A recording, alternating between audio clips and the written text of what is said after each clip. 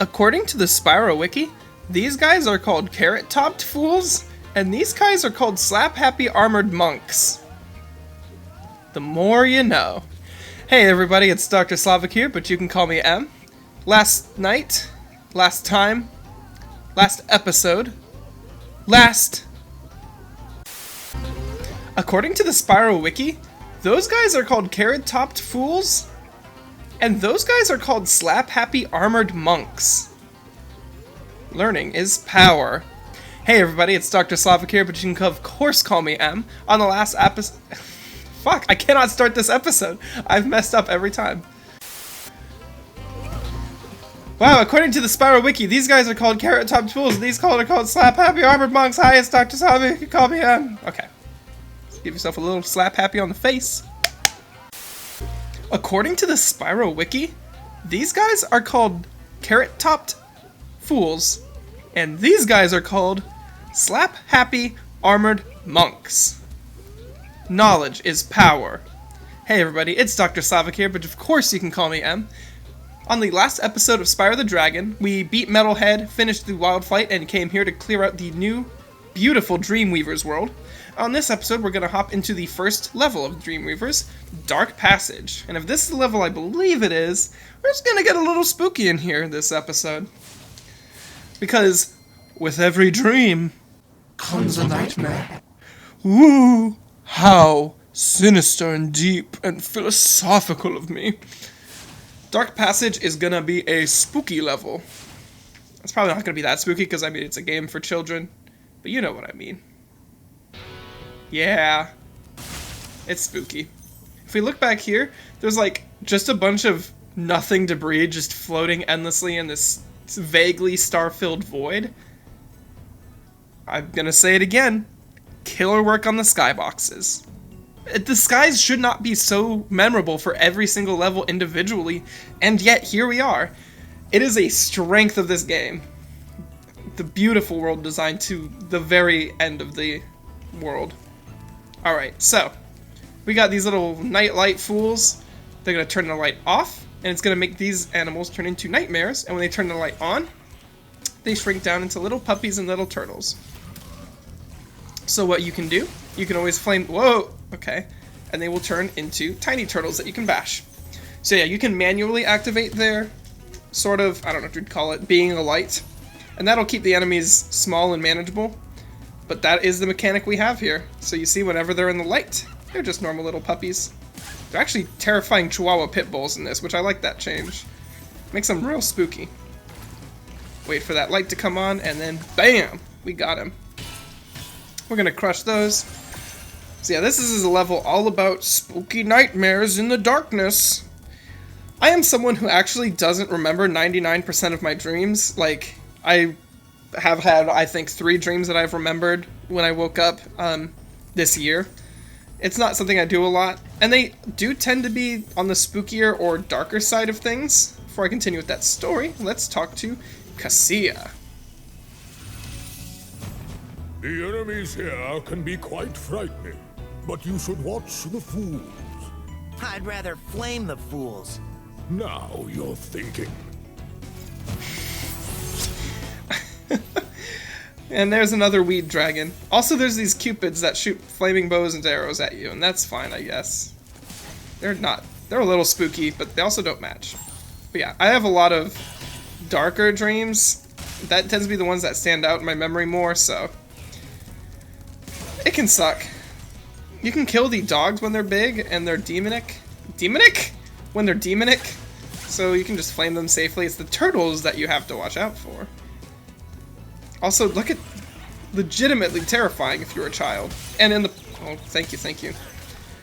It's weird that they turn into, like, these big old beasts, but the turtles just turn into bigger turtles. Like, the turtles are not scary. I don't get it. This is a weird level because it's very vertical. As you can look up and see, there's already a place we could glide down to there. We could return that way. Before we continue, Azizi. Thank you for releasing me. What is your eyes? Were those glasses? I'm not even gonna deal with showing what these enemies can do because, what do you think? They're gonna eat you. And there's not even a reason to flame the fool. Yeah, get wrecked. So yeah, we're in the home stretch right now, and I am not messing around with progress. I am on a clobbering spree with this game. Oh, okay. Actually, those turtles are kind of freaky looking. It looks like they're missing legs. And that's legitimately spooky. No, I don't think so. So yeah, this level can be a little chaotic just because there's a lot of projectiles and big enemies. Grab those gems.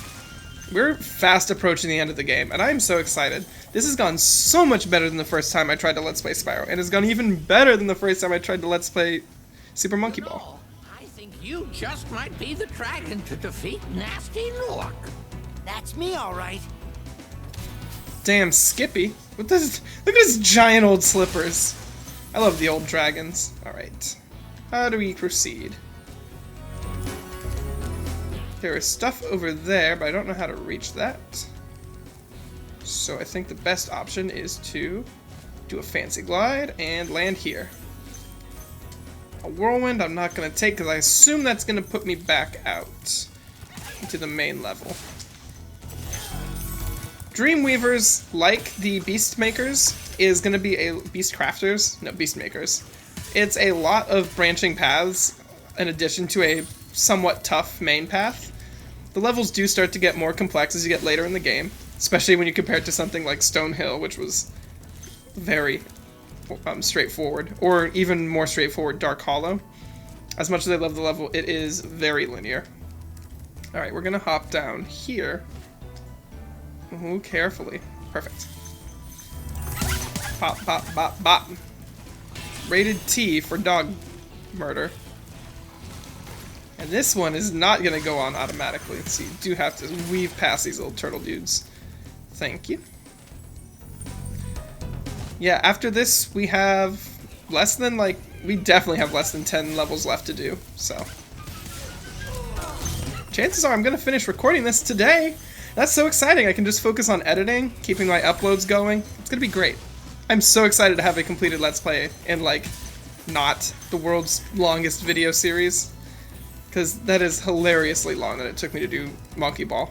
Especially for what little payoff I got for it. It's fine, though. It was fun. It's all fun. I do this because it's fun. It's more fun when you have a better way of recording and everything, but... Let's see what Apara says. Thanks, Spyro. I'd love to help you catch Nasty, but I'd really hate to be trapped in Crystal again. Don't worry. The only one that's gonna be trapped is him. Uh-oh, we got a pussy dragon over here.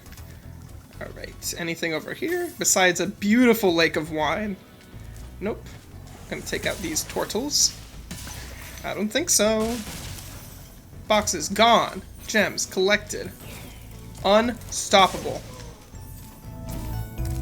Alright. Let's not have trouble navigating these stairs. Is there anything down here? No. Oh, there's rose petals everywhere. What a weird level. Because there's evil cupids, too. What a surreal level. Especially the first time you see the level and it's on the PlayStation 1 graphics, it is bizarre.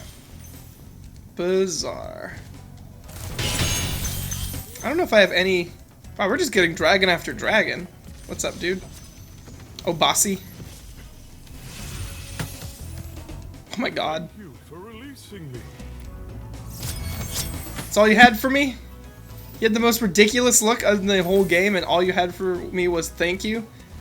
God, what a loser. Alright. Look at this! All of this is past the ending of the level. This is so much content. I don't even understand why they bothered putting an ending to the level.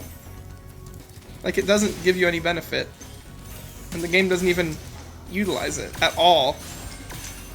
The ending of the level should be the ending of the level, not the start. It's ridiculous. Ridiculous! Give me those gems. Alright, we're going to hop up here.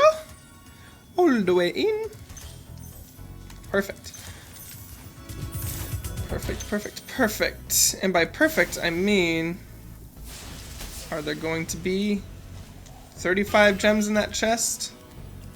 It looks like there might be. Hey! Hey, this is going pretty well. This is a good time. Ooh, careful. Every time I say things are going well and there's a good time, I always just forget to glide or run. Oh, Jesus. I love when he rockets up. It's crazy. I say it every time, but it always throws me off. But yeah. That's Dark Passage done. We're doing good. We're doing so good. Only probably have like three more episodes of the series after this. That's crazy. This is absurd. I'm so excited. I am so excited. I'm so excited. Did you know that I'm excited? Alright, bask some mushrooms. No, I don't think so, carrot-topped fool. Oh my god. Yeah, that was nice and fair. Perfect. Okay, how do I get back? Like so. So as you can see, the cannon guy's back, which is awesome. No, no. No thank you. Also, we're already up back to 14 lives, so we're slowly recovering from the nightmare that was Treetops. I'm sorry, the level that should not be named. We can drop there. I don't think so. Awesome, that was super fair. I'm taking a lot of unfair hits in this. I also think that it's much better to ram these mushrooms so that they don't take their like 2-second long burnt animation. And we are going into Haunted Towers. If I remember correctly, Haunted Towers is something of an interesting level. It's also a little on the spooky side. Dreamweavers tends to be more on the nightmare side of things than like fanciful dreams, outside of the raw aesthetic of like floating islands and stuff.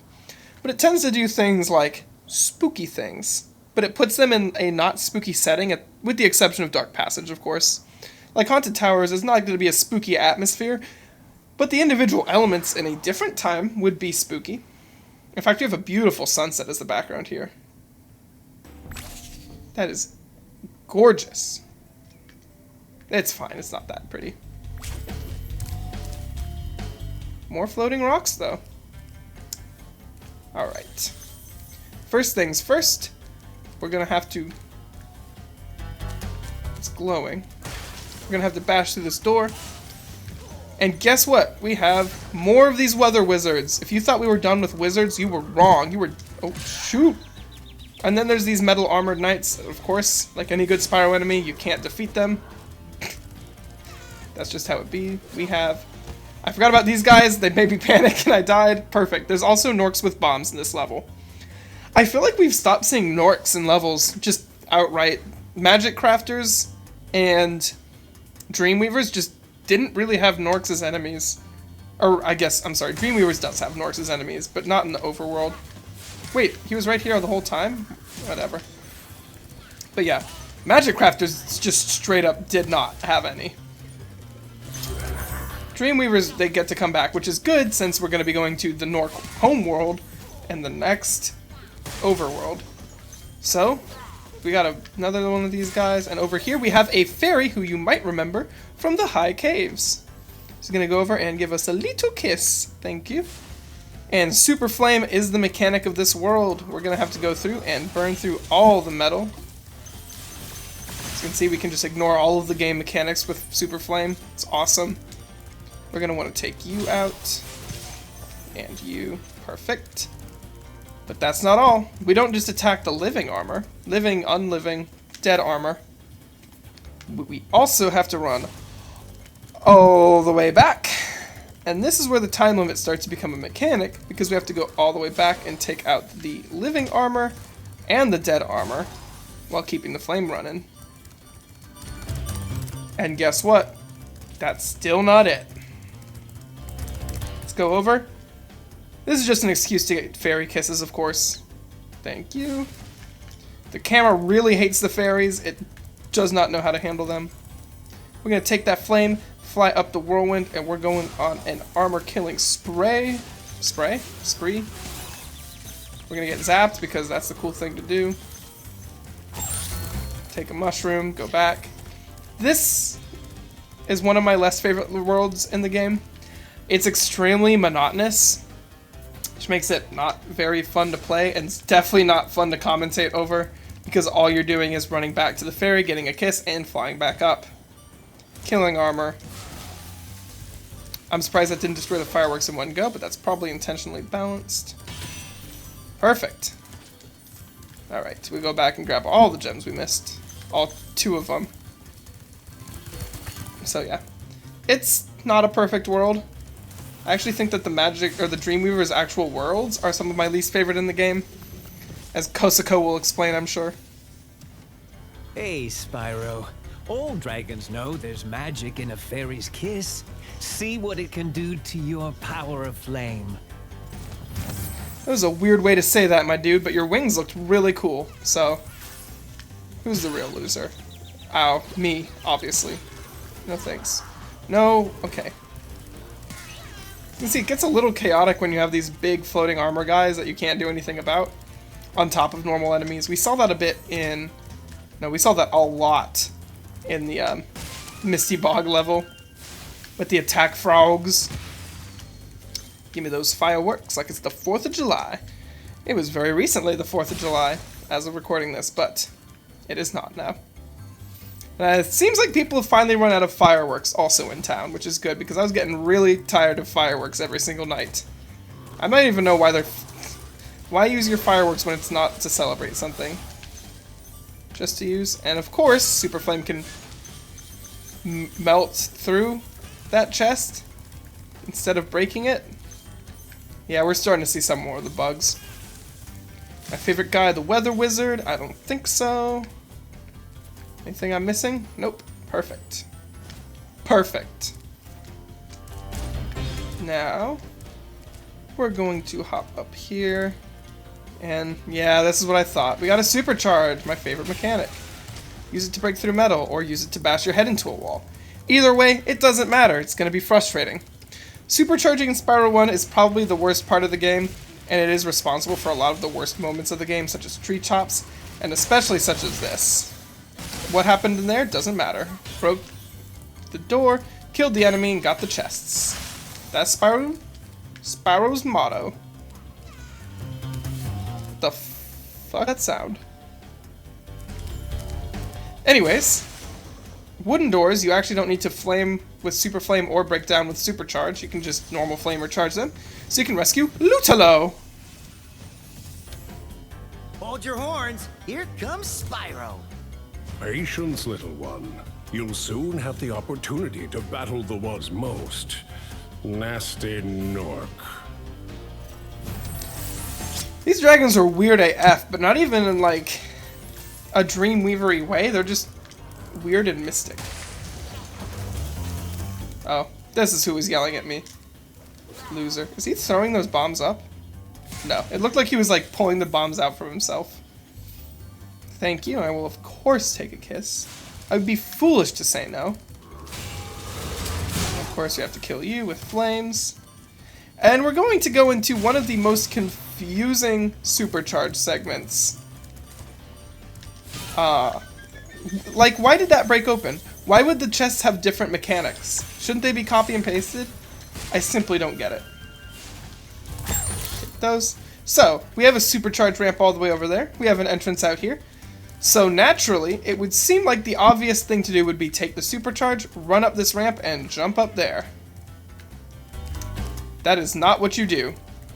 I've tried that so many times, but I will always remember that that is the incorrect option. First of all, we're going to come up here and kill this bomb dude. And for now, I think I'm going to do the supercharge. If I remember correctly, and this is a lot easier to remember... I should not take my hand off the controller to hold up my hands like I'm actually teaching you in person, because I'm not. Alright. It's a much shorter supercharge segment than Treetops, but this is still one that I occasionally have to look up if I haven't played it in a while. And also, this entrance to the supercharge is really annoying because you tend to just slam your head into things, but it's fine. Alright. Going to carve a path. There's me carving again. And actually, you're going to hop over here, jump up there, and mess up. Perfect. But you see what I'm saying, right? You see how it's going. You know what I'm putting down. Ooh, my throat is starting to kill me. So this is probably going to be the last video in this session, and I'll probably record the rest of the game in a different session. Just to give my throat some time to recover because it's starting to burn. And I think you can tell in my commentary too, I'm starting to get a little burnt out. Why did that return? Wait, why did the doors return? Also, what the? Why does the door glow red when I... Whatever. This is a weird game sometimes. The bugs don't even make sense. It's clearly that it's supposed to glow red when you breathe fire on it, and I guess they just assume that if you attack it, it'll turn red.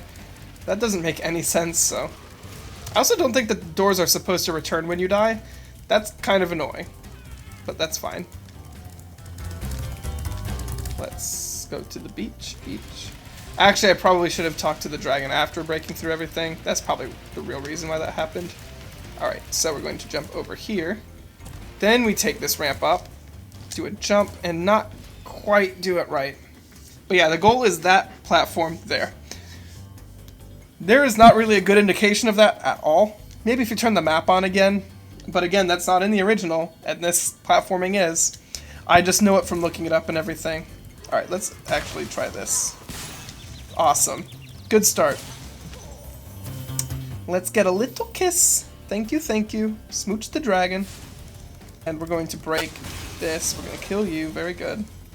We're going to break that. And then we're going to get zappified.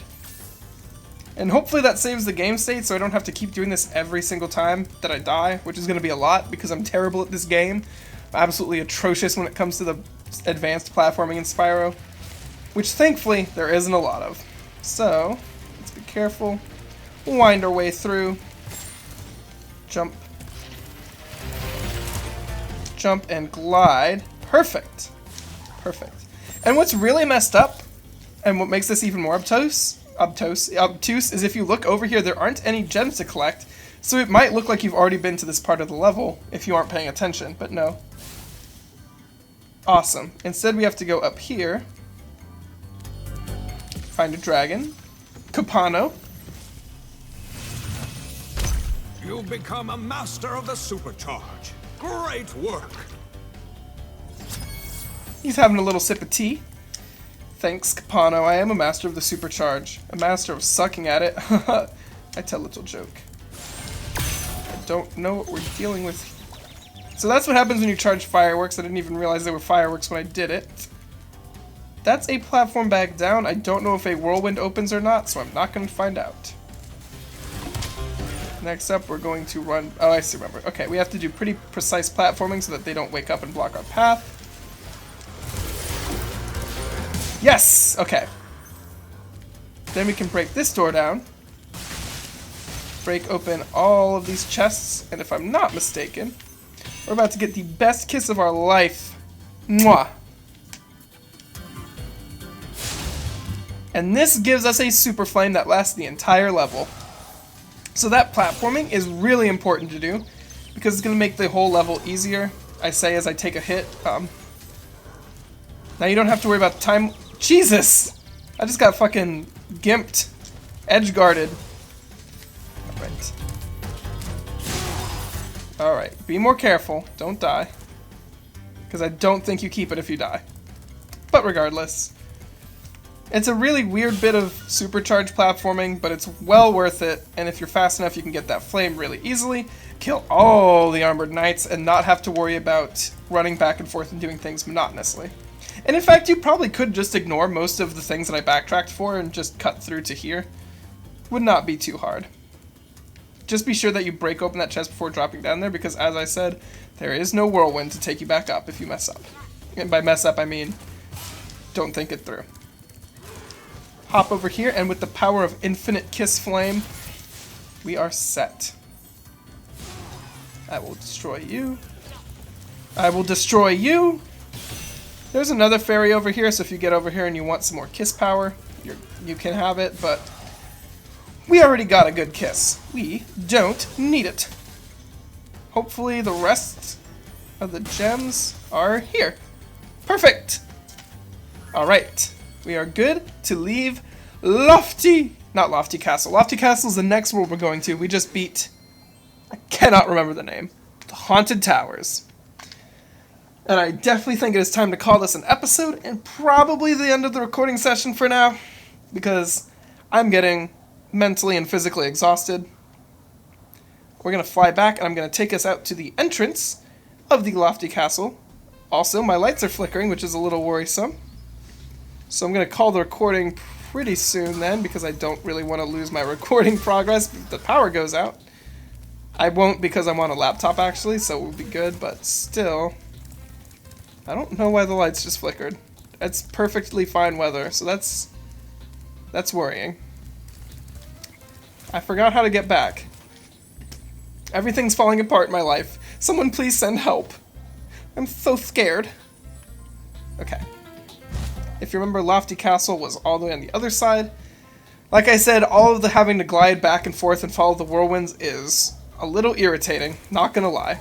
And it does hinder my opinion of the Dreamweavers just a bit. But Lofty Castle should be through this archway, past that fool, and right here. I thank you for watching me play this game for you. If you enjoyed it, please leave a like, a subscription, and if you would really enjoy leaving a comment, I would appreciate it, read it, and I might even respond to it if you are lucky. Thank you for watching Spyro the Dragon, and we will see you for Lofty Castle in the next episode. Adieu.